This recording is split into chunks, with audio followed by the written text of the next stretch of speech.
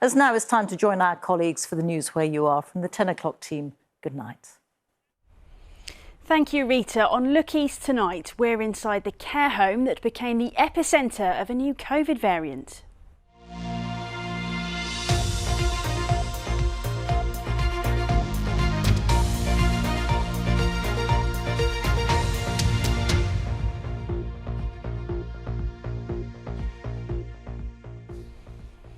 The manager of a Norfolk care home has spoken of her shock at finding out her home was at the centre of the UK's biggest outbreak of the new COVID variant. Last month, Shipton Manor had more than 80% of the cases that were found in the country. 5 residents were hospitalised, but the good news is they have all recovered and are back at the home. Our reporter Robbie West has this exclusive report. Oh, here we go.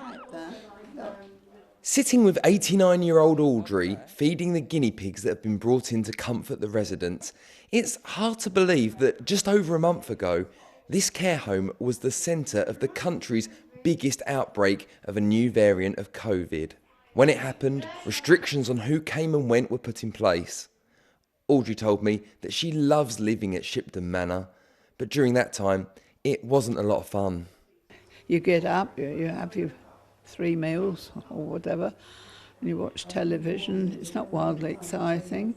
Now it's past, it's back to normal, and you can have things like the guinea pigs coming back. It's good, isn't it? No, that's lovely. In September, Look East reported on the UK Health and Security Agency's data that showed more than 80% of the cases across the country were in Norfolk. There have been 28 confirmed cases at an unnamed care home. That care home has been revealed to be Shipton Manor. Speaking for the first time, the manager explained how staff noticed residents were showing cold and flu-like symptoms. As the day went on, more and more people became down poorly, and then it started affecting staff as well. So we contacted UK Health Protection and said we want to do some sequencing because it's spreading very fast. It was more of the transmission rate that was the major concern. And how are the residents now who tested positive? They've all recovered, and they've been doing fine. Both residents and staff are pleased that everyone has recovered, and the local council has praised the care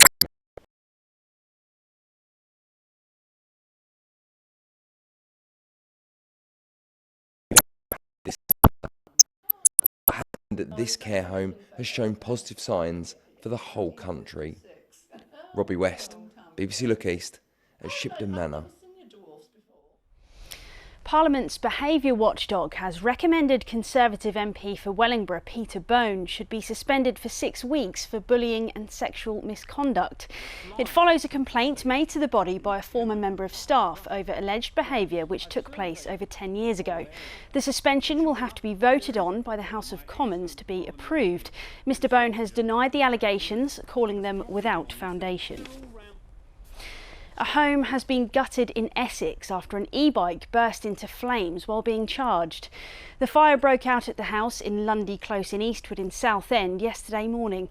The bike was only 2 weeks old and had been bought from a cycle shop. 5 pets were rescued, but a cat has since died. Bought a new bike, bless me, saved up for it, done all the right thing.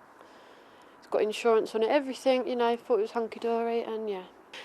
I know they go through certain tests, but they can't be safe. That's all you're hearing. And when the fire brigade spoke to us yesterday, he said they're dealing with it every week. The Royal and Derngate Theatre in Northampton has reopened its doors tonight after being forced to close when rack concrete was discovered. It closed last month as part of nationwide problems linked to structural fears over the concrete. Tonight it hosted a production of Murder in the Dark, and Kate Bradbrook went along before this evening's performance.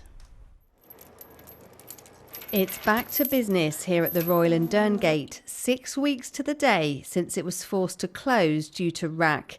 Now ready to welcome audiences once again. So we've actually moved more than 30 shows and actually 60 film screenings for our Northampton Film House that either had to be cancelled or moved.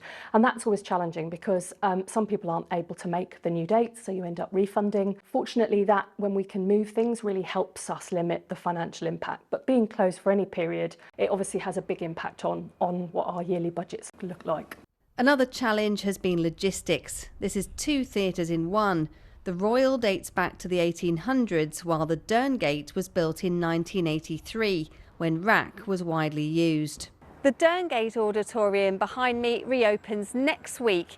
And when it does, these doors will remain closed because of rack in the foyer. But for this week, the Royal kicks off with a production of Murder in the Dark, starring Susie Blake, best known for her roles in Coronation Street and Mrs Brown's Boys. It's always exciting to be the first people into a theatre when it's been shut for renovations, because the audience are excited about seeing what's different and what's new, and they're all coming in a different way, so that'll be interesting. And you've got a very good audience base here.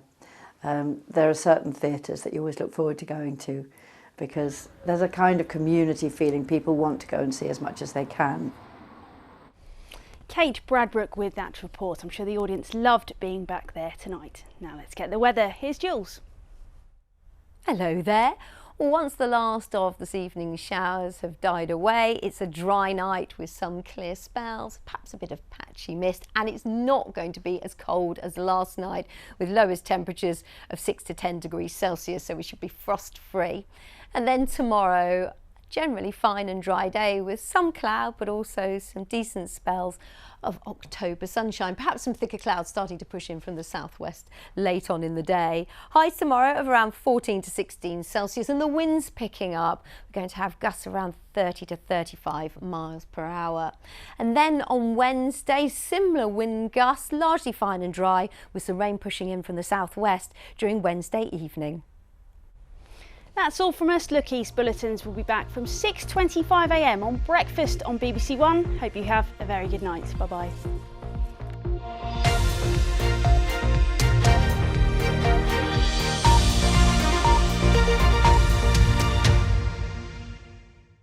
The BBC and the Open University. I want to open your eyes. A unique